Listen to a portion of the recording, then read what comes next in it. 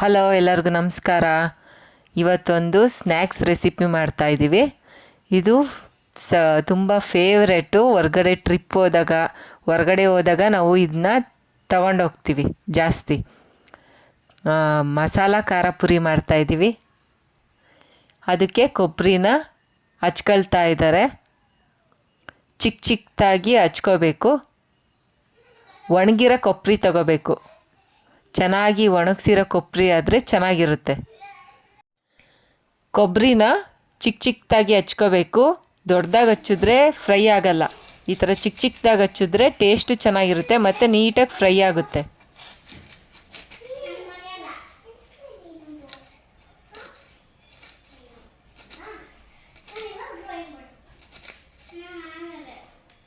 ಕೊಬ್ಬರಿನ ಚಾಕುನಲ್ಲಿ cut ಮಾಡೋದು ಕಷ್ಟ ಅಲ್ವೇನಮ್ಮ?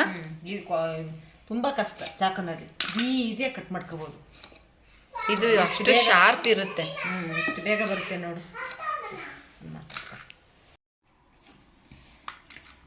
ಇಷ್ಟು ಕೊಬ್ಬರಿ ಹಚ್ಕೊಂಡಿದ್ದೀನಿ. ಒಂದು ಕೊಬ್ಬರಿ ತೊಗೊಂಡಿದ್ದೀನಿ. ಇದನ್ನು ಸ್ವಲ್ಪ ಫ್ರೈ ಮಾಡ್ಕೋಬೇಕು. ಫಸ್ಟು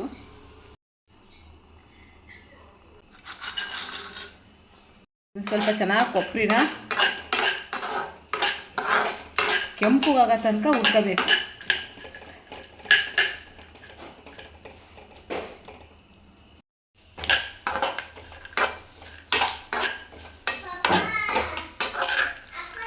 ಇನ್ನೂ ಸ್ವಲ್ಪ ಹೊತ್ತು ಫ್ರೈ ಮಾಡಬೇಕು.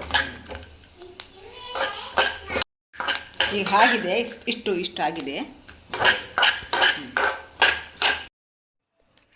ಕೊಬ್ಬರಿ ಮಾತ್ರ ಕೆಂಪುಗೆ ರೋಸ್ಟ್ ಆಗಬೇಕು.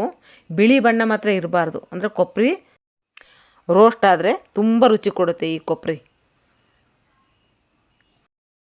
ಈ ಬಿಸಿಗೆ ಒಂದು ಸ್ವಲ್ಪ ಪುಡಿ ಉಪ್ಪು, ಸ್ವಲ್ಪ ಖಾರ ಪೌಡ್ರು,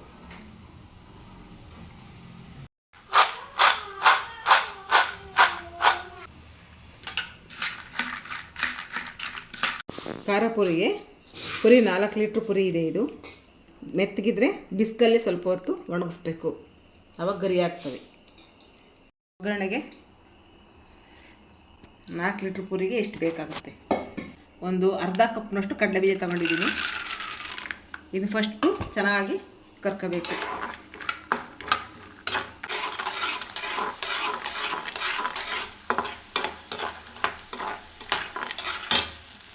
ಈಗ ಬೆಳ್ಳುಳ್ಳಿ ಹಾಕ್ತಾಯಿದ್ದೀನಿ. ಬೆಳ್ಳುಳ್ಳಿ ಅಷ್ಟೇ ತುಂಬ ಚೆನ್ನಾಗಿ ಫ್ರೈ ಆಗಬೇಕು. ಸ್ವಲ್ಪ ಜಾಸ್ತಿ ಬೆಳ್ಳುಳ್ಳಿ ಹಾಕಬೇಕು.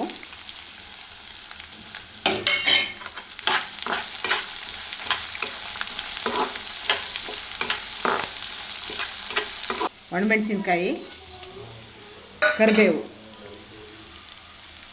ಹಚ್ಚಿದ್ದೀನಿ. ಈ ಥರ ಕರಿಬೇವು ಸೊಪ್ಪು ಹಚ್ಚಿಬಿಟ್ರೆ ಬಾಯಿಗೆ ಸಿಗುತ್ತೆ, ಚೆನ್ನಾಗಾಗುತ್ತೆ.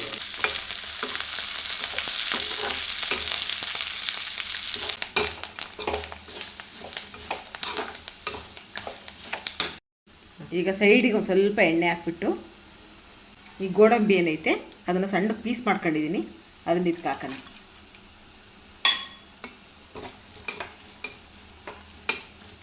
ಎಣ್ಣೆ ಮಿಕ್ಸ್ ಆಗ್ತಿದ್ದಂಗೆ ಇದಕ್ಕೆ ಸೇರಿಸೋದು.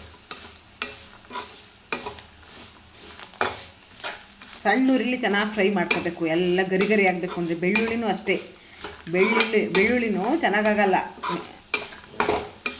ಮೆತ್ತಗೆ ಇರುತ್ತೆ. ಹಾಗಾಗಿ ಬೆಳ್ಳುಳ್ಳಿ ಗರಿ ಆಗಬೇಕು ಅಂದರೆ ಸಣ್ಣ ಉರಿಲಿ ಫ್ರೈ ಮಾಡ್ಕೊತಾನೇ ಇರಬೇಕು. ಈಗ ಒಂದು ಅರ್ಧ ಬೌಲ್ ಕಡಲೆ ತಗೊಂಡಿದ್ದೀನಿ.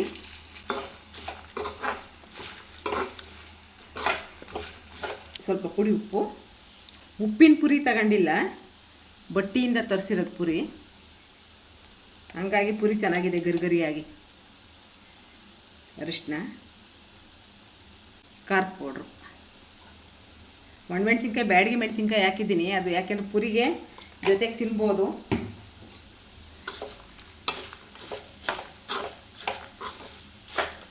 ಈಗ ಏನು ಕೊಬ್ಬರಿ ಹಾಕಿದ್ವಲ್ಲ ಅದನ್ನು ಇದಕ್ಕೆ ಹಾಕ್ಬೇಕೀಗ. ಈ ಟೈಮಿಗೆ ಹಾಕ್ಬಿಟ್ರೆ ಸಾಕು.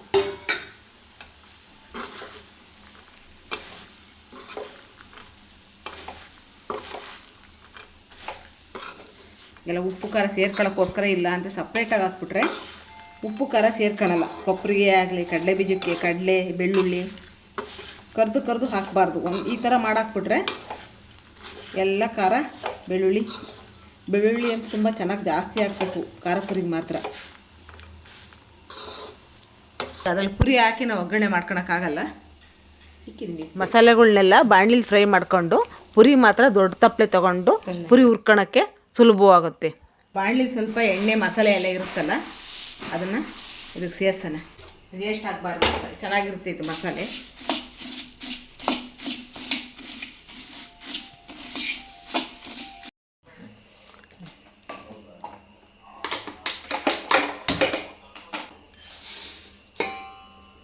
ಇದಕ್ಕೆ ಸೇರ್ಸೋಣ.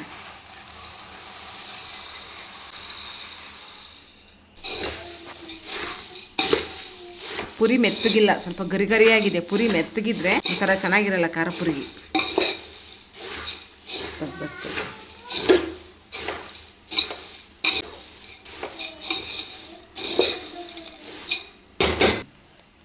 ಈ ಥರ ಹಿಂಗಂದರೆ ಚೆನ್ನಾಗಿ ಒಗ್ಗರಣೆ ಆಗುತ್ತೆ.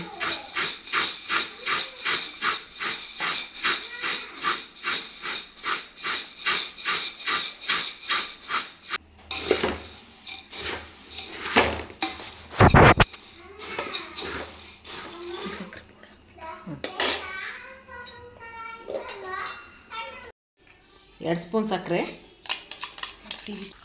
4 ಸ್ಪೂನ್ ಕಡಲೆ ಮಿಕ್ಸಿ ಮಾಡ್ಕೋಬೇಕು.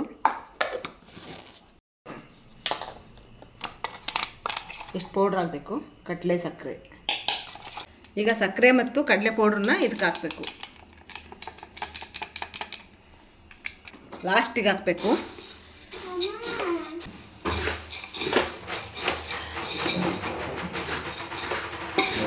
ಕರೆಂಟ್ ಬಂತು. ಗರಿಯಾಗಿ ಬಂದಿರುವ ಈ ಖಾರ ಪುರಿ ಸ್ವಲ್ಪ ಕರಿಬೇವಿನ ಸೊಪ್ಪನ್ನ ಸಣ್ಣಗೆ ಹಚ್ಕೋಬೇಕು. ಬೆಳ್ಳುಳ್ಳಿನೂ ಸಣ್ಣದಾಗಿ ಕೆಚ್ಕೊಂಡು ಒಗ್ಗರಣೆಗೆ ಚೆನ್ನಾಗಿ ಫ್ರೈ ಮಾಡ್ಕೋಬೇಕು. ಆವಾಗ ಫ್ಲೇವರೆಲ್ಲ ತುಂಬ ಚೆನ್ನಾಗಿರುತ್ತೆ ಬೆಳ್ಳುಳ್ಳಿದು ಮತ್ತು ಕರಿಬೇವುದು. ಇದನ್ನು 1 ತಿಂಗಳು ತನಕ ಬೇಕಾದ್ರೂ ಇಟ್ಕೋಬೋದು. 1-2 ಕವರಲ್ಲಿ ಹಾಕಿ ಬಾಕ್ಸಲ್ಲಿ ಹಾಕಿ ಇಟ್ಕೊಂಬಿಟ್ರೆ ಹೊರಗಡೆ ತಗೊಂಡೋದಾಗಂತೂ ತುಂಬ ಹೆಲ್ಪ್ ಆಗುತ್ತೆ. ಇದು ಖಾರ ಪುರಿ ತುಂಬ ಚೆನ್ನಾಗಿರುತ್ತೆ ತಿನ್ನೋಕ್ಕೆ. ಬೇಜಾರಾದಾಗ ಟೈಮ್ ಪಾಸ್ಗೆ ಹೊರಗಡೆ ಮಾತ್ರ ಔಟಿಂಗ್ ತಗೊಂಡೋದ್ರೆ ಮಾತ್ರ ಭಾರಿ ಹೆಲ್ಪ್ ಆಗುತ್ತೆ. ಈ ಖಾರ ಪುರಿಯ ವಿಧಾನ ನಿಮ್ಗೆ ಇಷ್ಟ ಆದರೆ ಒಂದು ಲೈಕು, ಕಮೆಂಟು, ಸಬ್ಸ್ಕ್ರೈಬ್ ಮಾಡಿ ಅಂತ ಕೇಳ್ಕೊಳ್ಳುತ್ತಾ ಈ ರೆಸಿಪಿ ನೋಡಿದ ನಿಮಗೆಲ್ಲರಿಗೂ ಧನ್ಯವಾದಗಳು. ಈಗ ನಾನು ಖಾರ ಪುರಿನ 2 ಕವರಲ್ಲಿ ಹಾಕಿ ಕಟ್ಟಿ ಈ ಬಾಕ್ಸಲ್ಲಿ ಮುಚ್ತಾ ಇದ್ದೀನಿ. ಇದನ್ನು 1 ತಿಂಗಳು ತನಕ ಮೆತ್ತಗಾಗ್ದಂಗೆ ಗರಿಗರಿಯಾಗಿ ಖಾರ ಪುರಿ ಹಂಗೆ ಇರ್ತವೆ. ಈ ಥರ ಮಾಡಿ ಚೆನ್ನಾಗಿರುತ್ತೆ.